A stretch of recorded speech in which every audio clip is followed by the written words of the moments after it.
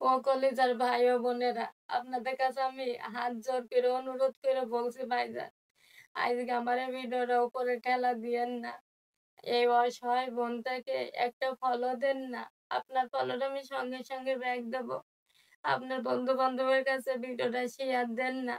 এই দুঃখিনী অসহায় বোনটার পাশে থাকেন না ভাইজান। আল্লাহর হস্তে একটু এইটুকু দয়া করেন না ভাইজান।